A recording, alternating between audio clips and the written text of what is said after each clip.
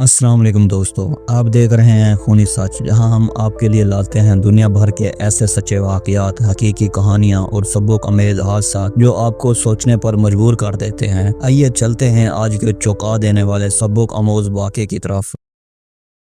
قرآن مجید میں حیا کے متعلق ایک نہایت حسین واقعے کا ذکر آتا ہے جو مسلم عورتوں کے لیے ایک عظیم سبق رکھتا ہے کہ جب وہ گھر سے نکلیں تو کس انداز اور وقار کے ساتھ نکلیں۔ حضرت موسیٰ علیہ السلام اللہ تعالیٰ کے برگزیدہ نبی تھے جنہیں کلیم اللہ کا شرف حاصل ہوا، یعنی وہ نبی جو رب کائنات سے براہ راست ہم کلام ہوئے۔ ایک دن کا واقعہ ہے جب وہ سفر میں تھے، سخت گرمی تھی، پاؤں ننگے تھے، مسلسل چلنے سے چھالے پڑ چکے تھے۔ وہ کچھ دیر آرام کے لیے ایک درخت کے سائے تلے بیٹھ گئے۔ اتنے میں ان کی نظر ایک کنویں پر پڑی۔ وہاں چند چراغے اپنے جانوروں کو پانی پلا رہے تھے۔ کنویں سے کچھ فاصلے پر دو نوجوان لڑکیاں کھڑی تھیں، پردے اور حیا میں ڈوبی ہوئیں۔ حضرت موسیٰ علیہ السلام کو حیرت ہوئی کہ یہ دونوں اکیلی لڑکیاں اس سنسان مقام پر کیوں کھڑی ہیں۔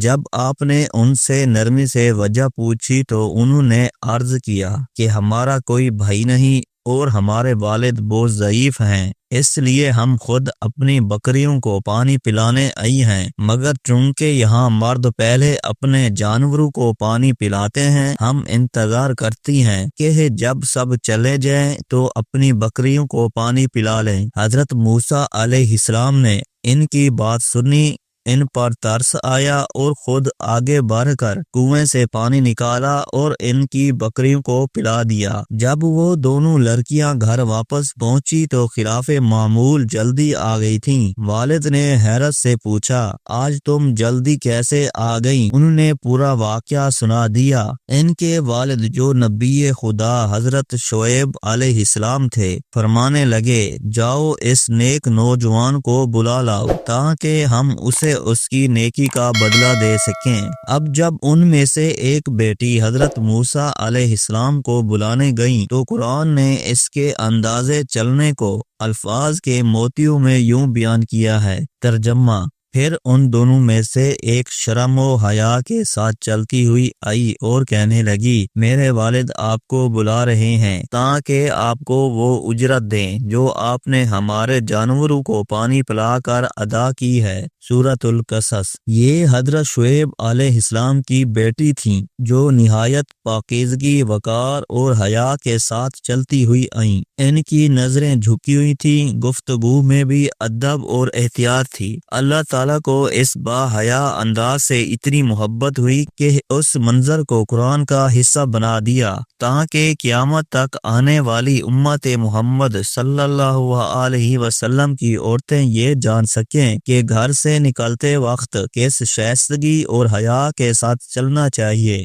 جس طرح شعیب علیہ السلام کی بیٹی نرم قدموں، جھکی نگاہوں اور متانت کے ساتھ حضرت موسیٰ علیہ السلام تک پہنچی، ویسے ہی عورت کو چاہیے کہ وہ اپنی عفت و حیا کو اپنا زیور بنائے۔ عملی طور پر حیا کے 3 درجے ہیں۔ نمبر 1، اللہ تعالیٰ سے حیا، یعنی اس کے احکام کی نافرمانی نہ کی جائے۔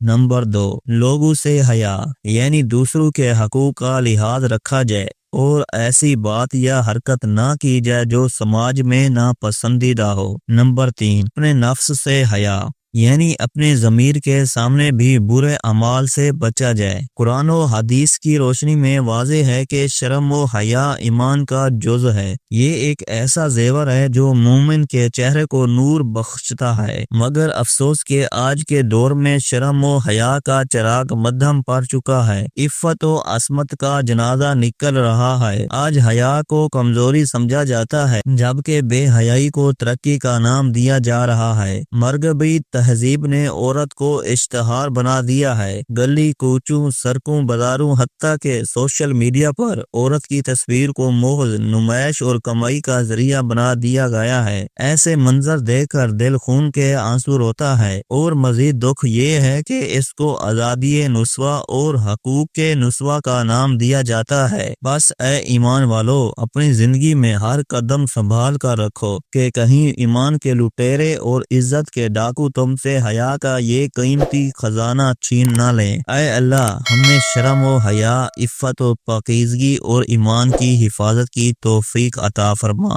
آمین ثم آمین۔ دوستو یہ تھی آج کی کہانی۔ ہمیں امید ہے کہ اس سچی کہانی سے آپ نے کچھ نہ کچھ سیکھا ہوگا، اس لیے اگر آپ کو ویڈیو پسند آئی ہے تو لائک کریں، شیئر کریں اور خونی سچ کو سبسکرائب کرنا نہ بھولیں تاکہ سچائی اور سبق آمیز کہانیوں کا یہ سلسلہ آپ تک پہنچتا رہے۔ اگلی ویڈیو میں ایک اور سچے واقعے کے ساتھ پھر حاضر ہوں گے، تب تک اپنا بہت خیال رکھیں۔ اللہ حافظ۔